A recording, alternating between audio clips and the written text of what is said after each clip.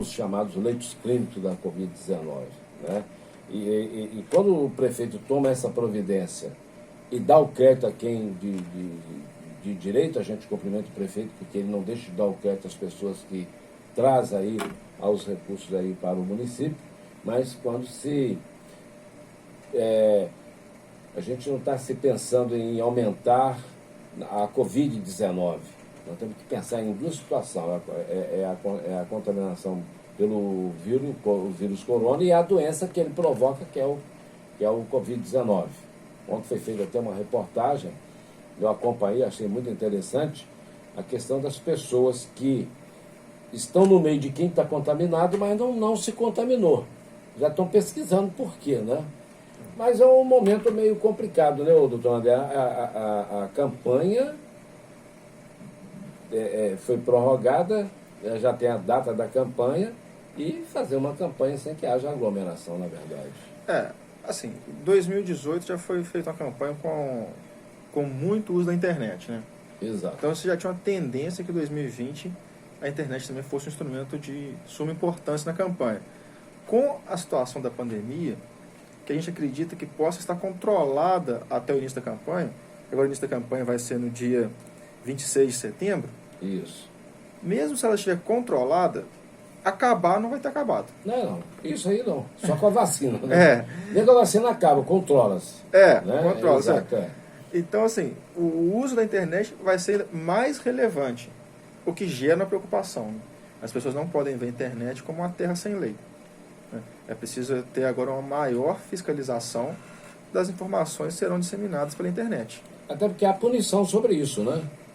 Nós temos o Ministério Público em São Paulo voltado, e até o Poder Judiciário, para a questão do chamado online da internet, né? A internet não é terra sem lei, não. Às vezes algumas pessoas acham que a internet é terra sem lei, pode ofender outras pessoas que nem conhecem, só porque colocou uma opinião diferente da sua, você vai lá e ofende aquela pessoa pessoalmente. Quer dizer, então hoje as autoridades já estão mais preparadas para que essas pessoas que façam esses tipos de situações na internet, elas respondam por elas. Né? A internet, ela não é terra sem lei. O que você fala na internet é uma extensão ali da sua pessoa.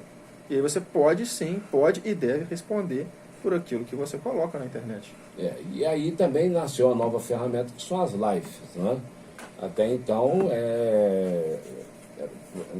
quem deu início a isso é até os cantores mais importantes e famosos, né? Que resolveram fazer os seus shows, lançamentos, tudo através das lives. Né? Então a live que o Bar, por exemplo, já está acontecendo há muito tempo, aqui o Willa faz live todo domingo, para você ter uma ideia. Mas a live serviu para comemorar o aniversário da cidade. Isso já é uma ferramenta, o Poder Judiciário já utiliza-se das audiências online, né? Ou seja, é uma ferramenta aí já dentro dessa campanha eleitoral. Eu até acho que isso seria o futuro, mas foi um futuro muito breve. A gente está sendo é. obrigado a se adequar, né? O corona obrigou todo mundo a antecipar esse futuro. Antecipar isso. Né? As audiências, por exemplo, online, elas são importantes, mas ainda precisam de uma adequação. Não é uma questão mais técnica, falando uma audiência de instrução, por exemplo, você vai ouvir a testemunha, aí a testemunha tem que ficar isolada, quer dizer, isso aí ainda está um pouco... o judiciário está se adaptando a isso, porque foi muita novidade.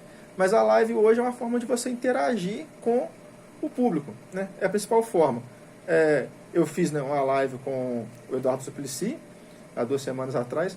Hoje, às 4 horas, eu vou fazer uma live com o Patrus Ananias, que é o quê? São formas de você continuar interagindo com as pessoas, né? Não parar com a interação, que é o mais importante.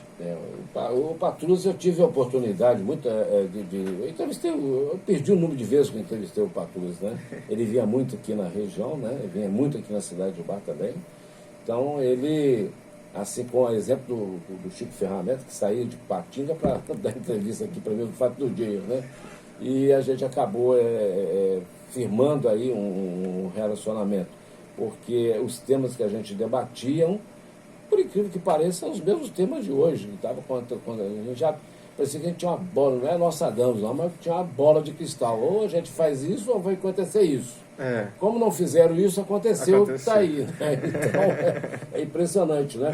Eu até te falei, né, a questão da entrevista com a Margarida Salomão ficou um pouco...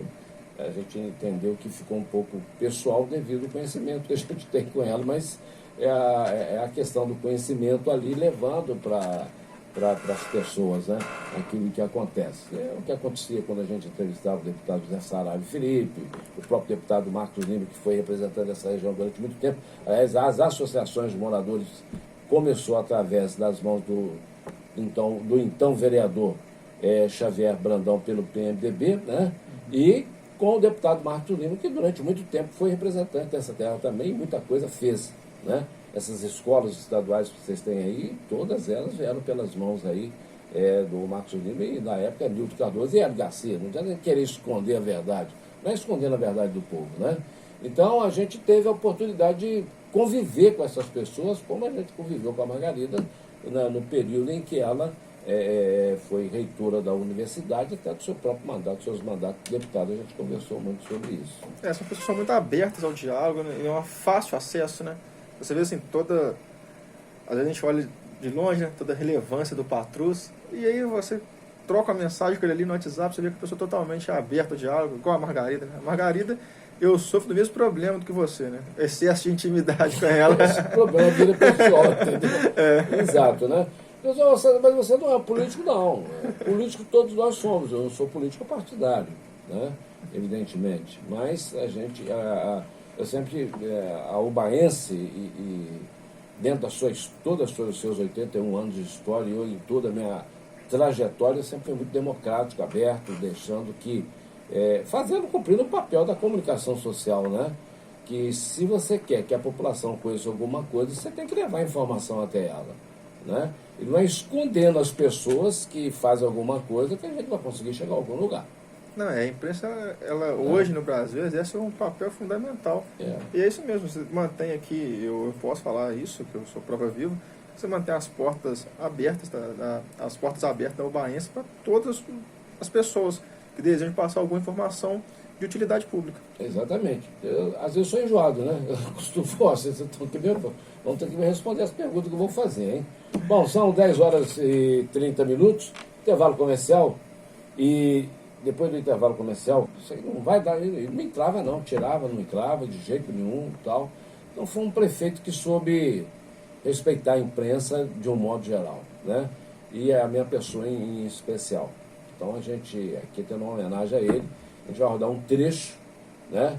E no sábado da manhã eu coloco a entrevista dele na íntegra. Vamos no intervalo comercial, a gente põe um trecho da entrevista dele e eu volto aí para fechar, para conversar aí com o doutor André.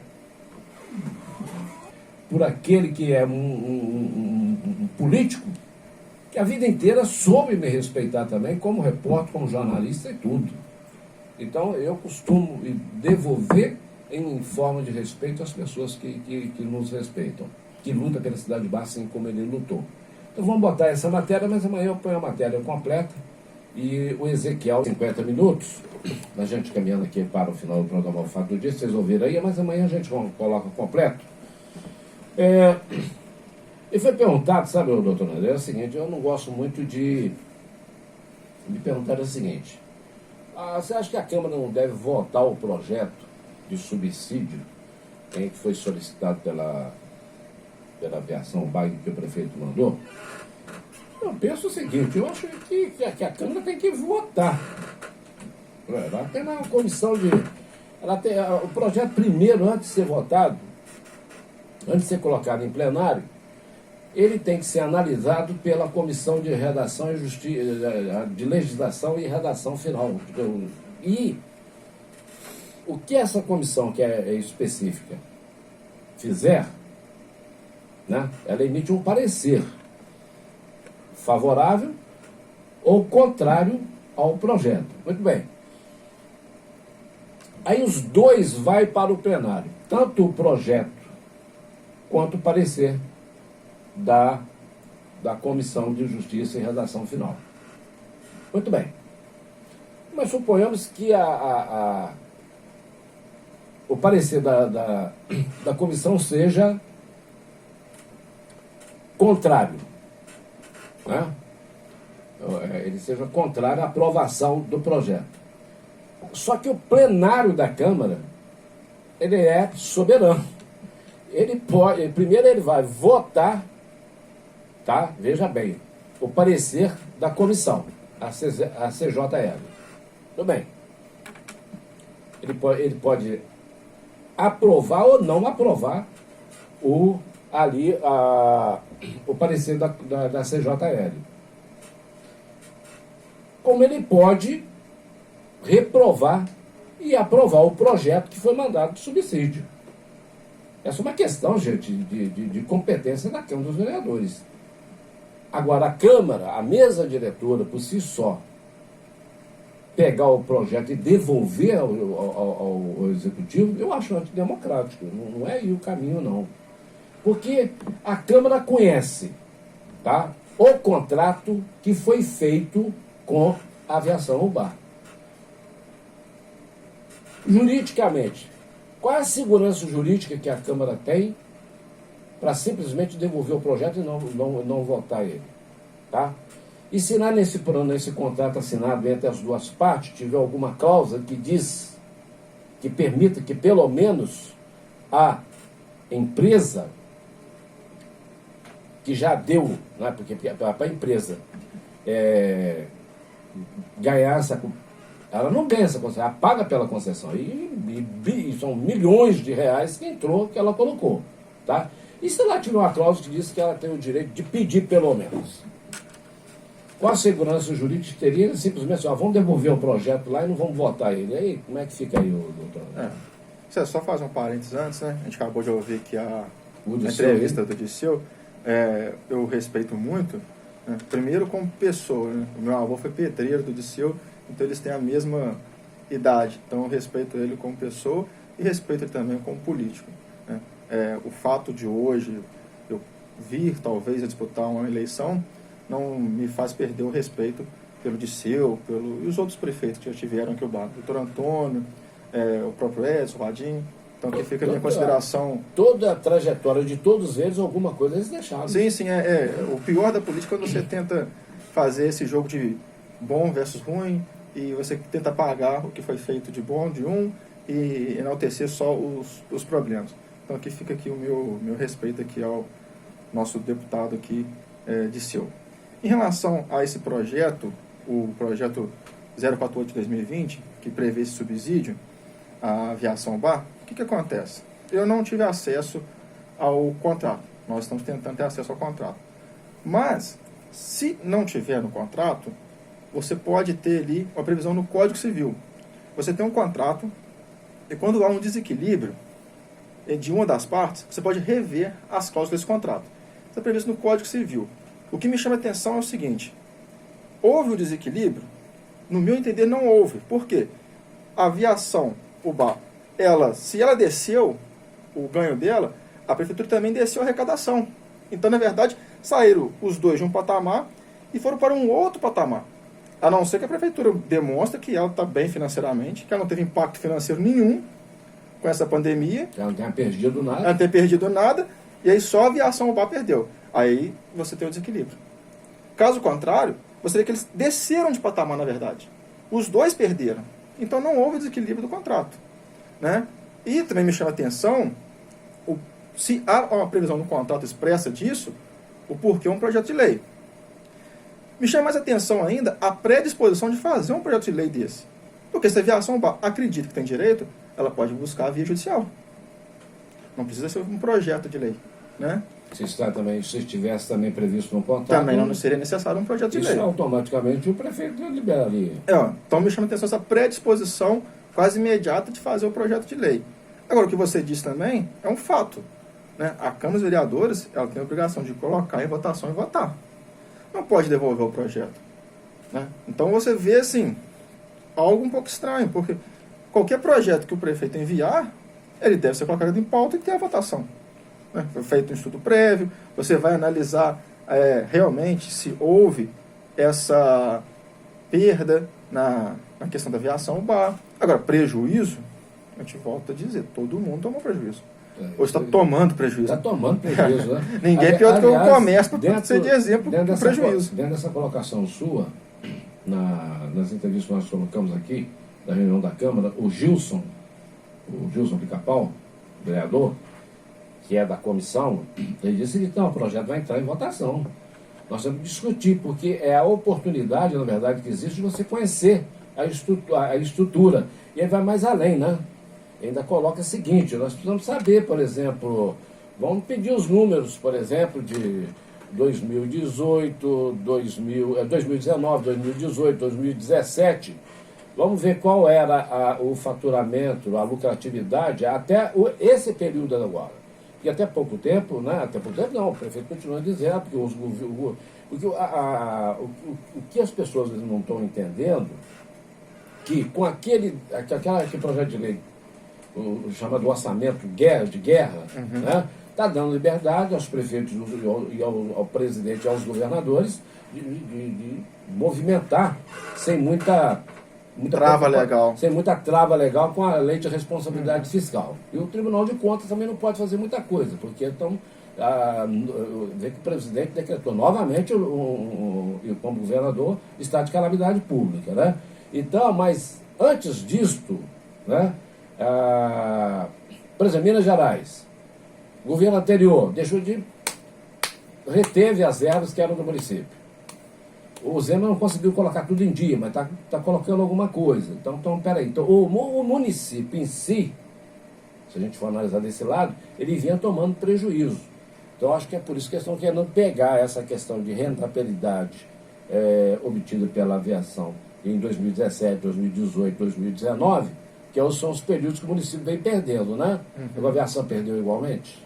Então, a gente tem que verificar isso, porque o desequilíbrio é quando um se mantém estável e o outro começa a tomar prejuízo. Agora, na medida da situação em que há um aperto para os dois, então você saiu daqui e reduziu o patamar para os dois. Então não tem um desequilíbrio, né? Agora, infelizmente, o prejuízo ele é quase geral da nossa sociedade, né? Eu acho assim, fazendo parênteses, somente o sistema financeiro está lucrando com a pandemia. O resto é comércio, indústria, está tendo um prejuízo muito grande. A gente vai precisar, de fato, de uma ajuda do Estado nesse momento, né? Exato. Ele não está tendo consumidor, né? E igual, por exemplo, a indústria está funcionando. Eu fico imaginando o seguinte, está funcionando, mas está vendendo para quem? É um negócio complicado, porque você está entregando a quem? Porque, na verdade, o que existe aí, na verdade, aí, que a gente percebe, né? Quando você vê a FIENG, quando você vê a Federação das Indústrias do Estado de São Paulo, igual ouviu ontem o presidente falando, né, que ainda não foi possível abrir toda a cadeia de mercado consumidor, nem do Sul, nem do Sudeste. Então para onde esse pessoal que está fabricando móveis está mandando móveis? Eu também tenho essa dúvida. Embora as indústrias claro que as grandes magazines, tipo Magazine Luiza, os outros estão funcionando, eles são grandes compradores. Eu acho que a gente está passando por essa adaptação de venda pela internet também. Tem isso também. Você vê que a Magazine Luiza, se você trabalha com um produto, ela abriu a plataforma digital dela para você vender o seu produto. Ela transforma também um dos seus vendedores, né? Então, quer dizer, eu acredito que muita coisa está passando por aí, né? Pela venda online, né? Pela online, que não é muito divulgado, né? Eles divulgam entre eles. Entre eles, né? É uma conversa mais velada entre... Mas no final a gente fica feliz de saber que estão passando por esse problema, a gente espera que isso acabe mais rápido e que a indústria consiga superar tudo isso. Né? A minha expectativa hoje, doutor André, é a seguinte, eu quero ver o resultado de hoje, quando for divulgado a apuração do resultado aí, de qual é o parâmetro nosso perante o Covid hoje, o coronavírus hoje, como ele vai estar hoje. Que a gente tem tido um crescimento, né? Vem de 2, depois vem 5, depois de 5 pulou para 10, aí cai para 6, cresce 10, mas tem uma série de coisas de números ali que você tem que observar, né? E ontem, por exemplo, nós tivemos um a mais internado, na UTI do Covid-19. Então, de 5 foi para 6. Né? Você vai lá na outra ponta, teve um crescimento significativo. As pessoas têm que ter atenção também, aí você até me corrija, César, se eu estiver falando errado, porque aqueles, vamos supor, seis estão na UTI que são de UBA. Mas pode ter 2 que estão na UTI, que é de Rodeiro, por exemplo, e vai estar na nossa rede hospitalar aqui. Então, assim, na verdade, os leitos de UTI isso me preocupa bastante. Porque às vezes, então, tem, entre aspas, só 6? Não, 6 de UBA. Mas se tiver alguém de Tocantins, de Visconde do Rio Branco, de Doval, Rodeiro, internado na UTI, estarão ou no Santa Isabel ou no São Vicente, que é a rede hospitalar que dá apoio aqui a quase 300 mil pessoas. Exatamente. Na verdade, os números referem-se ao UBA. Né? Ali está bem explicado, né? Não, assim, só para elucidar. Aí outra coisa também que me chama a atenção, já ultrapassou o número de 500, são aqueles que são monitorados, né? Com os problemas da síndrome gripal, que não se enquadra nos pré-requisitos do Estado para o teste de Covid. Então, você tem mais 500 pessoas ali, né? Costuma aparecer lá 12, 13 investigados que você tem que levar em consideração, né? E logo na frente tem 33, do lado ali onde você tem já o confirmado do Covid, tem 33 que também tem o Covid, que está em leito de UTI simples, por exemplo, mas sendo observados. Direito hospitalar. Está lá, exatamente. Então, ou seja, se juntar os dois ali, a gente já sabe o que dá, né? Então, são números que precisam ser observados. E tem uma outra questão também, que a gente percebe, muitas das vezes, a preocupação que a gente vê é a questão da subinformação, né? Porque demora a vir os testes, né? E a partir do momento que isso acontece, alguns mais, eu não vou dizer pessimistas, mas mais que pensam mais apuradamente, eles preferem multiplicar por 2, por 3 os números que eles veem. Né?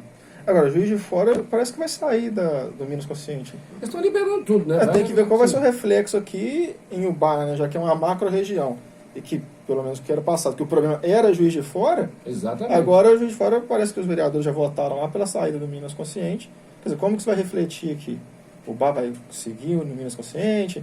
Vai poder passar para a próxima zona, né? Para a próxima onda?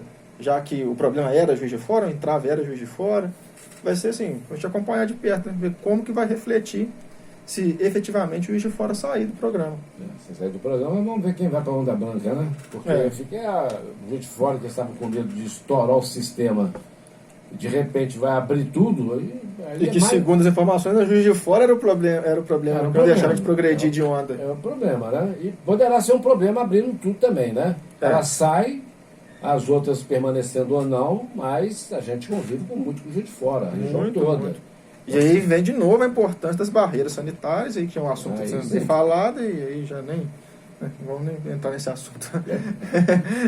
A efetividade das barreiras sanitárias.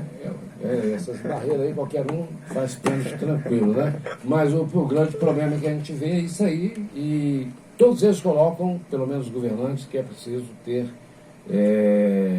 responsabilidade e apoio. O último áudio que eu vi do governador Zema, ele pedindo apoio a todo mundo. Mas ele finaliza que ele vai tomar todas as providências que ele for obrigado a tomar. Quando ele está dizendo isso, ele está embasando lá naquele decreto 17. Ele pode superar a autonomia dos prefeitos, hein? A decisão do STF a gente fala de forma reiterada. Exato. Não ficou muito bem explicado. Né? Exatamente. Eles não falaram que cada um faz o que quer, não é bem assim, né? Se vai... Porque qual é o problema que aumentar aqui, estoura lá no governador. O que ele disse? Ele se direcionou para o Triângulo Mineiro, né, que abusaram bastante, e olha a encrenca que está dando lá o Uberlândia e tudo, né? Então ele disse o seguinte, se for preciso, eu vou tomar as providências, por mais radicais que elas sejam. Agora, entende que a gente falou desde o início? Que vamos supor, se o Zema toma essas providências agora, se elas forem necessárias, ele vai ter que fazer. Que é tardia, que nós, ao invés de fazer como os outros países, de fechar 1, 2 meses e depois ir abrindo, a gente transformou isso numa guerra política. E como que isso está prejudicando a economia agora? a gente nem abre e nem fecha. Ou fica Exato. nesse movimento de abre e fecha, abre e fecha. Isso é 1000 vezes pior do que os outros países que fecharam de forma adequada no primeiro momento e agora já estão quase em sua normalidade. E nós estamos ainda subindo a curva e discutindo se vai abrir ou se vai fechar ainda. Já está no efeito sanfona, né? É. Vai, estica, encolhe e não resolve nada, né? Vamos torcer para dar certo, né? Porque nossa aqui no torcida sempre é Brasil, essa. aqui no Brasil estão torcendo para que cada região dê certo e aquela que não der, a gente aperta. Eu acho que tem que enxergar como no todo. Como um né? todo, é Como um no trabalho em todo. conjunto. É porque o coronavírus avançou para o interior. Né? Parece que o bichinho é inteligente mesmo, né? Avançou para o interior. Né? E a gente espera que a coisa não complique. Sem contar aqueles que não acreditam na doença, né? Aí é complicado, né? Então, é difícil. e a gente sabe o quanto é complicado, a gente vê quando uma pessoa tem alta, como ela sai debilitada, imagina, e a quantidade de gente que está morrendo. Agora o Brasil já ultrapassou a casa de 1.500.000 pessoas contaminadas, né? Já foram Então, mais de 60 mil pessoas que morreram por causa dessa doença em poucos meses. Quer dizer, a metade da população de Ubá. exatamente. Metade da população de baixo já morreu esse ano, para você ter ideia. Bom, fechando o programa, bom feriado para todo mundo, né? Feliz aniversário para o Ubá, e que amanhã que os números de hoje sejam menores ainda, né? E que todo mundo tenha juízo, né? Fique em casa hoje. Ir para a rua para quê, né, André? Não, hoje a rua está bem tranquila, bem vazia e a ideia é essa, né? Que a gente consiga, quem puder, fique em casa. A gente sabe que a saúde mental também aperta nesse momento, né? Só fica preso. Só fica preso, mas é o que eu falo, a gente não pode perder a fé e a esperança. Exatamente, né? E tem um pouquinho de calma, viu? Vai passar, né? Vai passar. Toma um chazinho de camomila aí que você fica quieto em casa, né? Tá certo. Bom dia para vocês e até amanhã, hein?